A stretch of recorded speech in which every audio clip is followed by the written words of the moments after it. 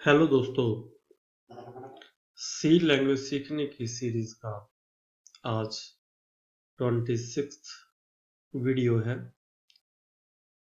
आज के इस लेक्चर में हम कोई नया डिस्कस करने वाले नहीं हैं, बल्कि जो भी हमने पिछले लेक्चर्स में डिस्कस किया है उसी को हम रिकैप करेंगे, थोड़ा सा रिव्यू करेंगे।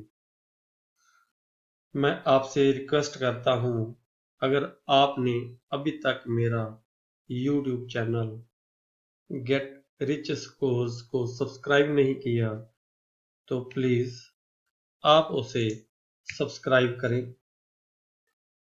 इन वीडियोस को लाइक करें, कमेंट करें, अपने दोस्तों के साथ शेयर भी करें।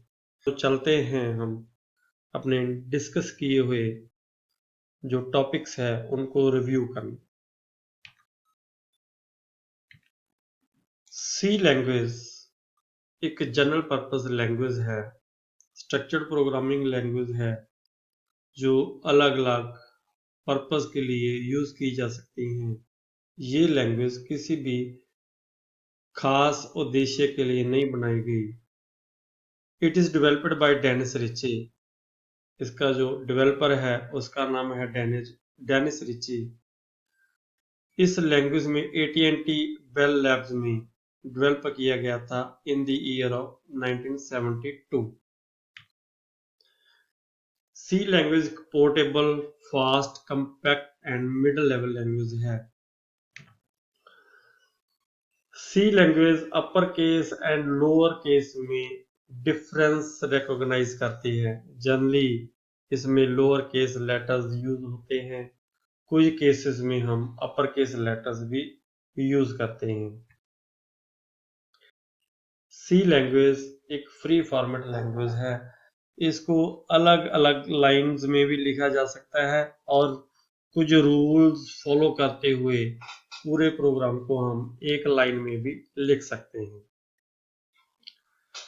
सी लैंग्वेज के जो प्रोग्राम होते हैं वो छोटे छोटे यूनिट्स के बने होते हैं जिनको हम फंक्शंस बोलते हैं। हर एक फंक्शन का कोई नाम होता है और इस फंक्शन का नाम पेयर ऑफ ब्रांचेस से एंड होता है और पेयर ऑफ ब्रांचेस में हम इसकी आर्ग्यूमेंट्स लिखते हैं और कर्ली ब्रेसेस के साथ इनकी बॉडी शुरू होती है और कर्ली ब्रेसेस के साथ इनकी बॉडी बंद होती है। सी लैंग्वेज में डेफिनेशन के अकॉर्डिंगली ये दो प्रकार के होते हैं, बिल्ट इन फंक्शन जिन्हें हम लाइब्रेरी फंक्शन भी बोलते हैं, दूसरा होता है यूजर डिफाइंड फंक्शन। जो बिल्ट इन फंक्शन है वो प्री एंड डिफाइंड होते हैं सी लैंग्वेज की अलग अलग लाइब्रेरी फाइल्स में, और यूजर डिफाइंड फंक्शन को यूजर अपनी नीड्स के अकॉर्डिंगली खुद लिखता है। सी लैंग्वेज में हर एक स्टेटमेंट का एंड होता है वो सेमी कॉलन से होता है। सी में अलग अलग करेक्टर सेट्स यूज होते हैं, जैसे alphabets A to Z in upper case, A to Z in lower case, digits होते हैं 0 to 9 और कोई स्पेशल सिंबल्स जो हमने स्क्रीन पर दिखाए हैं वो यूज किए जाते हैं। इसमें एक प्रिंटफ फंक्शन होता है जो लाइब्रेरी फंक्शन है, वो स्क्रीन पर कंट्रोल स्ट्रिंग को प्रिंट करवाने के लिए यूज किया जाता है और प्रिंटफ स्टेटमेंट में केवल एक ही कंट्रोल स्ट्रिंग होता है। अगर हम एक से ज्यादा कंट्रोल स्ट्रिंग दे दें तो वो केवल एक ही फर्स्ट कंट्रोल स्ट्रिंग को प्रिंट करेगा और इसका control string pair of branches में दिया जाता है डबल कोट्स के साथ। सी लैंग्वेज में जो बेसिक डाटा टाइप्स होती है वो इंटीजर डाटा टाइप होती है, रियल या फ्लोट डाटा टाइप और कैरेक्टर डाटा टाइप होती है। आगे इससे एक्सटेंडेड डाटा टाइप्स बनती हैं। जो इंटीजर डाटा टाइप होती है वो विदाउट डेसिमल प्लेसेस होती है और इसमें कम से कम एक डिजिट होता है, वो नेगेटिव और पॉजिटिव भी हो सकती है। और इंटीजर डाटा वैल्यूज डेसिमल भी हो सकती है, ऑक्टल भी हो सकती है और हेक्साडेसिमल फॉर्म में भी हो सकती है। और इस वैल्यू में कोई भी कॉमा या ब्लैंक स्पेस अलाउड नहीं होती। और इंटीजर डाटा टाइप की जो रेंज होती है वो -32,768 से +32,767 तक होती है और ये 2 बाइट्स कवर करती हैं और इनकी कन्वर्जेंस स्पेसिफिकेशन %d होती है। फ्लोट डाटा टाइप भी एक न्यूमेरिक वैल्यू होती है जो डेसिमल प्लेसेस के साथ होती है। ये नेगेटिव भी हो सकती है और पॉजिटिव भी हो सकती है। इसमें भी कोई कॉमा या ब्लैंक स्पेस नहीं होती है। ये 4 बाइट्स कवर करती हैं और इनकी परसेंट जो कन्वर्जेंस स्पेसिफिकेशन है वो %f होती है। करैक्टर डाटा टाइप कोई भी करैक्टर हो सकता है, कोई अल्फाबेट हो सकता है, कोई सिंगल डिजिट हो सकता है, कोई स्पेशल सिंबल हो सकता है, जिनको हम सिंगल इन्वर्टेड कॉमा में इनक्लोज करते हैं। इसकी कन्वर्जेंस स्पेसिफिकेशन %c होती है और ये 1 बाइट कवर करती है। अगर हम इसकी एक्सटेंडेड डाटा टाइप की बात करें तो इंटीजर फ्लोट से हम नेक्स्ट डाटा टाइप से बना सकते हैं। जैसे इंटीजर से इंटीजर और करैक्टर बनती है। इंटीजर से आगे शॉर्ट, इंट और लॉन्ग बन जाती है। शॉर्ट इंट से साइंड और अनसाइंड होती है और इंट से साइंड ते अनसाइंड बन जाती हैं और लॉन्ग वो भी साइंड और अनसाइंड होती हैं। शॉर्ट 2 बाइट्स कवर करती हैं, साइंड 2 और 4 बाइट्स कवर कर सकती है, लॉन्ग साइंड और अनसाइंड 4 बाइट्स कवर करती है। करैक्टर से भी हम साइंड और अनसाइंड डाटा टाइप्स बना सकते हैं, ये 1 बाइट कवर करती है।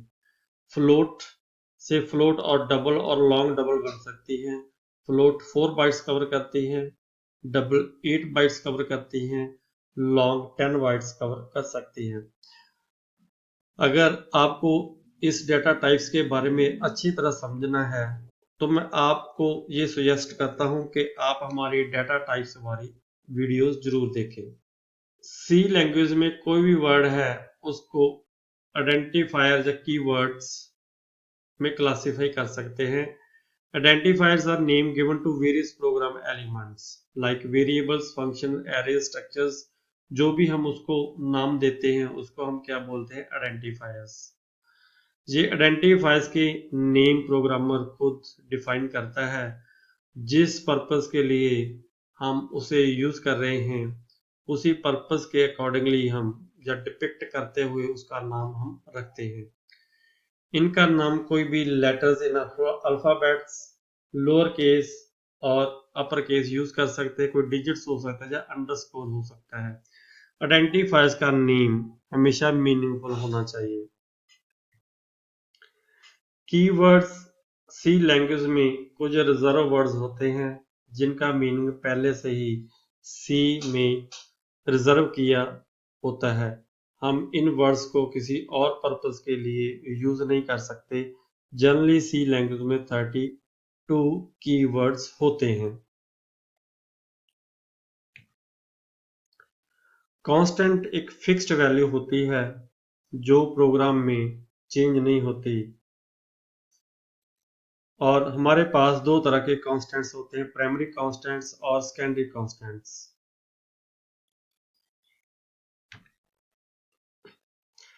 वेरिएबल्स एक मेमोरी स्पेस होती है जो किसी भी तरह के डाटे को सेव करने के लिए यूज करते हैं। जब हम इस मेमोरी स्पेस को कोई नेम देते हैं तो हम उसे वेरिएबल नेम कहते हैं और इस वेरिएबल की value during the execution programme change हो सकती है और जिस मेमोरी लोकेशन पर जिस स्पेस ऑक्यूपाइड होती है उसके एड्रेस को हम वेरिएबल का एड्रेस बोलते हैं। किसी भी वेरिएबल का नेम 1 to 8 अल्फाबेट्स, डिजिट्स या अंडरस्कोर के कॉम्बिनेशन से हो सकता है। फर्स्ट कैरेक्टर हमेशा लेटर या अंडरस्कोर होना चाहिए। वेरिएबल के नेम में कोई भी ब्लैंक स्पेस या कॉमा या कोई स्पेशल सिंबल यूज नहीं हो सकता। और वेरिएबल का नेम किसी भी रिजर्व वर्ड के जैसा नहीं हो सकता। स्कैनफ फंक्शन एक स्टैंडर्ड इनपुट फंक्शन है जो किसी भी इनपुट डिवाइस से डाटा लेकर किसी वेरिएबल में स्टोर करने के काम आता है। ये एक built in means library function है और इसकी बॉडी एक stdio.h हेडर फाइल में लिखी गई है। जब भी आपने इस फंक्शन को यूज करना है तो हमें प्रोग्राम के हेडर में stdio.h फाइल को इंक्लूड करवाना पड़ेगा। स्कैनफ के अलावा हमारे पास और भी करैक्टर इनपुट फंक्शंस हैं, जैसे getChar, getChe, getch। जो getChar है इसकी बॉडी हेडर फाइल stdio.h में है। ये इसकी डाटा टाइप करैक्टर होती है और ये रिटर्न टाइप करता है वो इंटीजर। किसी जो भी करैक्टर इसमें हम गेट करवाते हैं उसकी अस्काई वैल्यू को वो गेट करता है और अस्काई वैल्यू को ही रिटर्न करता है। जब भी हम कोई करैक्टर टाइप करते हैं तो ये स्क्रीन पे इको करता है और जब एंटर प्रेस करते हैं तभी ही ये getChar करैक्टर को एक्सेप्ट करता है। ऐसे ही हमारे पास एक getch फंक्शन है जिसकी हेडर फाइल conio.h है। ये भी करैक्टर डाटा टाइप को एक्सेप्ट करता है और इसकी रिटर्न टाइप और स्टोरेज टाइप जो इंटीजर है और ये स्क्रीन पर इको होता है और एंटर की प्रेस करने की जरूरत नहीं होती। जब ही हम करैक्टर कीबोर्ड से टाइप करते हैं साथ ही साथ वो करैक्टर को एक्सेप्ट कर लेता है। तीसरा फंक्शन हमारे पास getch है। इसकी बॉडी भी conio.h है और इसकी हेडर फाइल भी conio.h है। ये भी करैक्टर डाटा टाइप है और रिटर्न टाइप और स्टोरेज टाइप की इसकी इंटीजर मीन्स अस्काई वैल्यू है। ये स्क्रीन पे इको नहीं करता और एंटर की वेट भी नहीं करता। जब हम कीबोर्ड से इसको किसी भी करैक्टर को टाइप करते हैं तो साथ ही ये एक्सेप्ट कर लेता है। To print a single character on the screen we can use function putchar। जैसे हम प्रिंट फंक्शन के थ्रू एक कंट्रोल स्ट्रिंग प्रिंट करवाते हैं, किसी सिंगल करैक्टर को स्क्रीन पे प्रिंट करवाने के लिए हम putchar फंक्शन यूज करते हैं। इसकी हेडर फाइल stdio.h है। This function takes the value from the integer or character type of variable as its argument in a sky format and prints the corresponding character on the screen। ये function value किसी भी variable से लेता है और उसको screen पे print करवा देता है। ऑपरेटर क्या होता है? ऑपरेटर वो होता है जो कोई भी सिंबल होता है और किसी फार्मूले को बताता है कि हमने क्या करना है। An operator is a symbol that tells the formula what to do. Operators are applied on operand to make an expression. Operators operand पर अप्लाई किए जाते हैं किसी भी एक्सप्रेशन को बनाने के लिए। तो ऑपरेंड क्या होता है? ऑपरेंड वो एक कांस्टेंट या वेरिएबल हो सकता है जो जिस पर ऑपरेटर्स अप्लाई किए जाते हैं अलग अलग कैलकुलेशंस करने के लिए। जैसे जहां पर हमारे पास ये एक असाइनमेंट स्टेटमेंट है, इसके साथ इसमें हमने एक ऑपरेटर यूज किया है असाइनमेंट। ये बी की वैल्यू ए को असाइन कर रहा है और ये एक हमारे पास अरिथमेटिक एक्सप्रेशन है जिसमें हमने अलग अलग ऑपरेटर्स जैसे plus, subtraction and division use किए हैं और अलग अलग ऑपरेंड यूज किए हैं जैसे ए, बी, सी एंड 2। इसी तरह हमारे पास ये एक इंक्रीमेंट स्टेटमेंट है जिसमें हम इंक्रीमेंट ऑपरेटर यूज किया है कौन से ऑपरेंड पर? डी पर। ये ऐसे ही हमारे पास ये रिलेशनल एक्सप्रेशन है जिसमें हमने ग्रेटर देन और लेस देन ऑपरेटर यूज किए हैं कौन से ऑपरेंड पर? एस, डब्ल्यू, पी और 45 पर। टाइप्स ऑफ ऑपरेटर्स क्या होते हैं? On the basis of operands required. हमारे पास तीन तरह के ऑपरेटर्स होते हैं। यूनरी ऑपरेटर्स जिनमें केवल एक ही ऑपरेटर की जरूरत होती है। दूसरी टाइप है बाइनरी ऑपरेटर जिसमें हमें ऑपरेटर्स को 2 ऑपरेंड्स की जरूरत पड़ती है। टर्नरी ऑपरेटर वो होते हैं जिसको अपना फंक्शन परफॉर्म करने के लिए 3 ऑपरेंड्स चाहिए।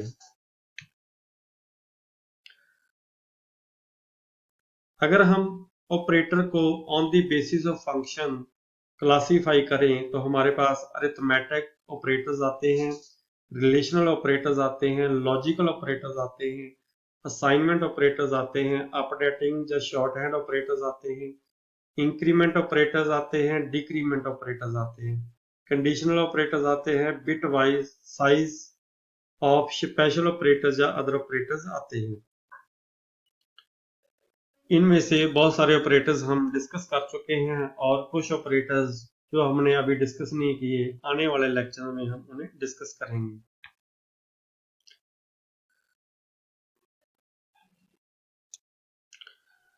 अगर हम ऑपरेटर्स की जो प्रेसिडेंस की बात करें, जब भी किसी एक्सप्रेशन में एक से ज्यादा ऑपरेटर्स हो और उनकी अलग अलग कैटेगरी हो तो कौन से ऑपरेटर सबसे पहले एग्जीक्यूट होंगे और कौन से ऑपरेटर बाद में एग्जीक्यूट होंगे, तो उनकी हमने प्रेसिडेंस ऑर्डर्स देखना हो तो हमारे पास ये स्क्रीन पे टेबल हम दिखा रहे हैं।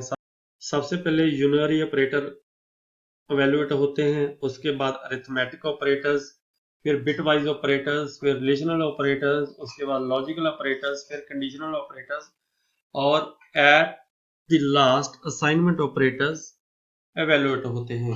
तो हम ये कह सकते हैं कि यूनरी ऑपरेटर की प्रेसिडेंस प्रायोरिटी हाईएस्ट होती है और असाइनमेंट ऑपरेटर्स की जो प्रायोरिटी है सबसे लोएस्ट है।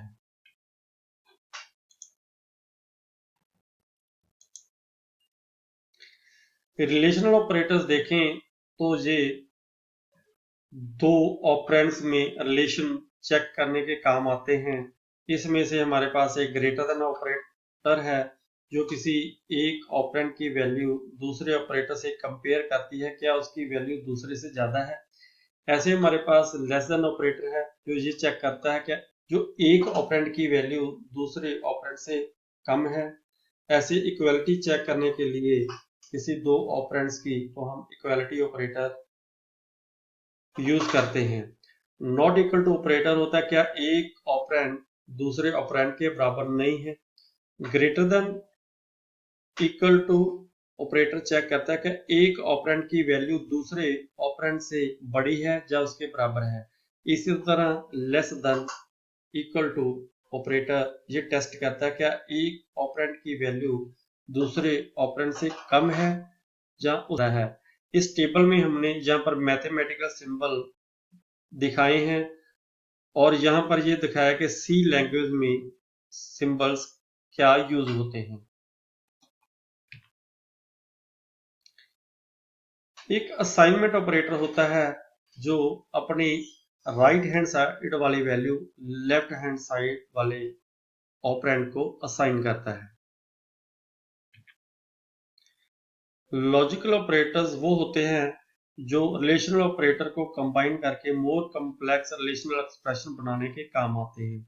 जहां सी लैंग्वेज में हमारे पास एंड और नॉट 3 तरह के लॉजिकल ऑपरेटर्स हैं जिसको हम इन सिंबल से डिनोट करते हैं। सी लैंग्वेज में हम अपने प्रोग्राम को डॉक्यूमेंट करने के लिए कमेंट्स यूज करते हैं और कमेंट किसी भी प्रोग्राम को मोर अंडरस्टैंडेबल बनाते हैं। कमेंट्स जो होते हैं वो सी लैंग्वेज में फॉरवर्ड स्लैश स्टार से शुरू होते हैं और स्टार फॉरवर्ड स्लैश से एंड होते हैं। फॉरवर्ड स्लैश और स्टार में कोई भी स्पेस नहीं होती है और सी लैंग्वेज के प्रोग्राम में कमेंट एक लाइन में भी हो सकता है और एक से ज्यादा लाइंस में भी हो सकते हैं और ये कहीं भी प्रोग्राम में दिए जा सकते हैं। Nesting of comments C language में अलाउड नहीं है। जब भी हम किसी प्रोग्राम में कोई कमेंट देते हैं तो ये प्रोग्राम की लेंथ मींस एग्जीक्यूटेबल फाइल की लेंथ और कंपाइलेशन टाइम में कोई भी इफेक्ट नहीं डालता क्योंकि जब भी प्रोग्राम वो कंपाइल होती है, कंपाइलर कमेंट लाइंस को इग्नोर कर देता है, वो इन्हें नहीं पढ़ता, इसको एग्जीक्यूटेबल फाइल में कोड नहीं करता। ये सिर्फ प्रोग्रामर के लिए यूज होते हैं, प्रोग्राम को डॉक्यूमेंट करने के लिए। आर वैल्यू और एल वैल्यू क्या होती है?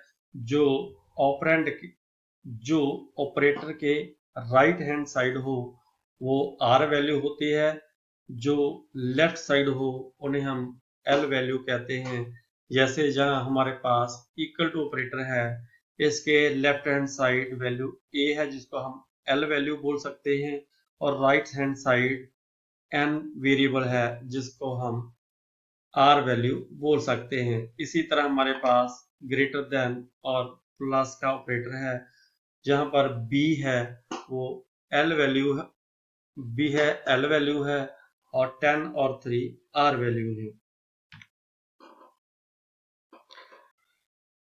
प्रेसिडेंस ऑपरेटर्स क्या होते हैं? कि कौन से ऑपरेटर पहले एग्जीक्यूट होगा जब किसी भी एक्सप्रेशन में एक से ज्यादा ऑपरेटर हो। और एसोसिएटिविटी क्या होती है? किसी भी एक्सप्रेशन में ऑपरेटर किस साइड से, किस डायरेक्शन की ओर एग्जीक्यूट होंगे। तो वो लेफ्ट टू राइट हो सकते हैं या राइट टू लेफ्ट हो सकते हैं। अगर आपने इसे डीप से समझना है तो मैं आपसे रिक्वेस्ट करता हूं कि हमारी एसोसिएटिविटी एंड प्रेसिडेंस ऑर्डर की वीडियोस को जरूर देखना है। और आपसे मैं फिर रिक्वेस्ट करता हूं कि आपने अभी तक अगर जो हमारा यूट्यूब चैनल को सब्सक्राइब नहीं किया तो आप उसे सब्सक्राइब करें, हमारे वीडियोस को लाइक करें, कमेंट करें, अपने दोस्तों के साथ शेयर करें। Thank you.